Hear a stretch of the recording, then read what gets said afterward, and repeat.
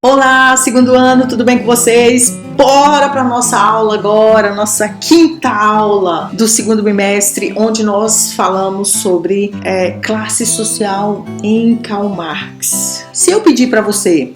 Não, antes de tudo, bora fazer o objetivo dessa aula. O objetivo dessa aula é que você entenda o que são as classes sociais segundo Karl Marx e por que, segundo ele, a história do mundo não é decidida por reis ou presidentes, mas sim por uma eterna briga entre dois grupos diferentes, que é proletariado e burguesia.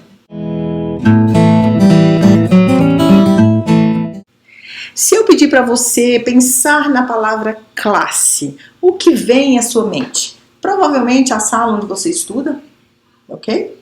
Mas na sociologia essa palavra ganha um peso gigantesco, principalmente por causa do nosso querido pensador Karl Marx. Para começar, eu vou te fazer uma outra pergunta. O que define qual classe social você pertence? É a quantidade de dinheiro? É a marca das roupas que você usa?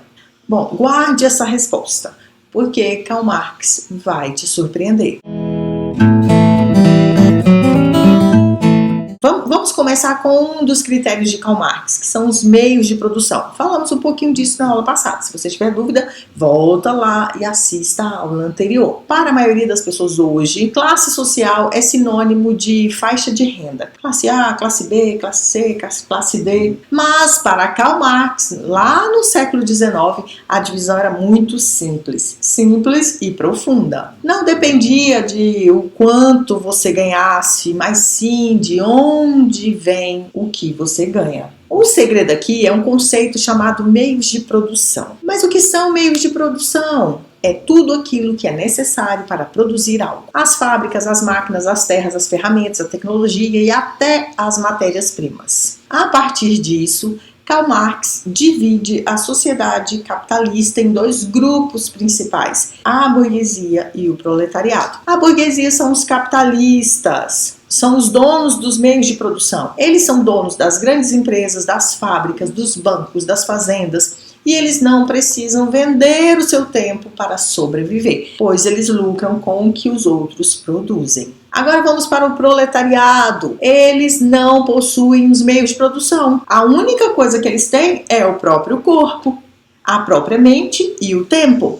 Olha que eu não estou falando do job, eu estou falando de você usar o seu corpo. Quando você trabalha, você usa o seu corpo. Como que você vai trabalhar deixando o corpo em casa? Não tem como. Então, nós usamos o nosso corpo. E, além disso, usamos o nosso tempo. Gente, tempo é extremamente precioso. Ou seja, nós, ou o proletariado, possui a força de trabalho. Como o proletariado não tem uma fábrica para produzir as próprias coisas, eles vendem essa força de trabalho para a burguesia em troca de um salário. Bom, anota aí na sua mente. Para Karl Marx, a sua classe social é definida pela sua posição no processo de produção. Ou você é burguesia ou você é proletariado. Ou você é dono dos meios de produção ou você vende a sua força de trabalho. Simples assim.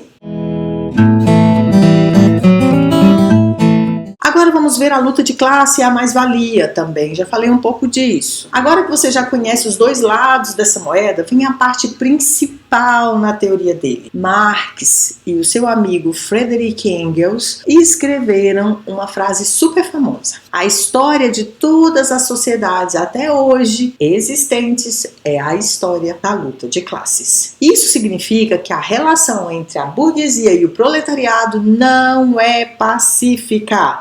É uma relação de exploração e conflito. Mas como que funciona essa exploração no dia a dia? Vamos para um exemplo prático. Imagine que você trabalha em uma fábrica de tênis. Em apenas 2 horas de trabalho, você produz o equivalente ao valor do seu salário do mês inteiro. Mas você não vai embora para casa após essas 2 horas trabalhadas, certo? Quem dera, né? Você continua lá trabalhando mais 6 ou 8 horas. Todo o valor que você gera nessas horas extras vai direto para o bolso do patrão. Marx chamou esse valor excedente, que é produzido pelo trabalhador, mas fica com o dono da fábrica, de mais-valia.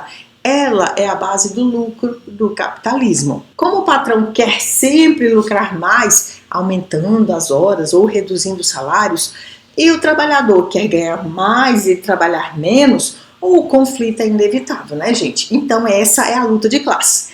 Entendeu? Você entendeu o que é? É a luta de classe, gente. Tão famosa luta de classe que você ouve falar o tempo todo. É isso. Somos nós, trabalhadores, querendo trabalhar menos, ganhar mais, e o empregador, o patrão, querendo reduzir os salários ou aumentar as horas. É contraditório, né? Uma conta não, o interesse de um não bate com o interesse do outro, aí fica ruim. Essa é a luta de classes. Vamos falar agora da consciência de classe. Um negócio que falta para muita gente. Consciência de classe. Aí você pode agora estar se perguntando, professora, se os trabalhadores são a grande maioria, por que eles não se unem e mudam as coisas? Esse era o sonho de Karl Marx. Marx explica que a classe trabalhadora muitas vezes sofre uma espécie de alienação, porque ela não tem consciência de classe. O trabalhador fica tão focado em sobreviver e pagar os boletos que não percebe o sistema em que está inserido. E além disso, a classe dominante, que é a burguesia, vai usar sempre ideologias através da cultura, das leis, da mídia, para espalhar a ideia de que o capitalismo é o único sistema possível. Se você trabalhar duro, trabalhar muito, você vai ficar rico. É a famosa frase: se você se esforça, você chega lá. E para que as coisas mudem, o proletariado precisa desenvolver o que Marx chama de consciência de classe. Perceber que todos os trabalhadores compartilham dos mesmos problemas e que juntos têm a força para transformar a sociedade é a chave. Agora vamos concluir. Classe social para Marx não é sobre o que você compra, mas sobre sua propriedade ou falta dela. No caso dos meios de produção. Se você não tem os meios de produção para produzir sapatos, sofá, mesa, enfim, você é proletariado. O capitalismo é dividido entre burguesia, que são os donos, e o proletariado, que são os trabalhadores. A engrenagem desse sistema é a mais-valia, que gera a luta de classes, ok? As ideias de Karl Marx foram escritas no século XIX. Mas e hoje, em pleno século XXI? Quando pensamos em motoristas de aplicativos, entregadores, influenciadores digitais, profissionais da tecnologia, eles são donos dos meios de produção ou vendem a sua força de trabalho? Só para você se situar. Se eu tenho uma fabriquetazinha, uma fábrica pequena de alguma coisa, eu não sou burguesia. Para ficar bem claro para você entender. Enquanto eu tiver que trabalhar para me manter, eu sou proletariado. Não importa quanto eu ganhe, não importa quão grande seja a minha empresa, se eu parar de trabalhar, eu não vou ter aqueles rendimentos, então eu sou proletariado. Entendeu? Se você gravar assim, fica bom. Essa foi a nossa aula. Eu tinha um desafio para fazer. Eu vou fazer. Vai que tem uma alma generosa aqui que está assistindo esse vídeo e que decide fazer. O desafio é o seguinte: você vai pensar na profissão dos seus pais ou em um trabalho que você quer ter lá no futuro. Onde essa profissão se encaixa na teoria de Karl Marx? Fica aí o desafio para você. Aliás, esse desafio todo mundo pode fazer, é muito simples. Beleza? Então essa foi a nossa aula de hoje.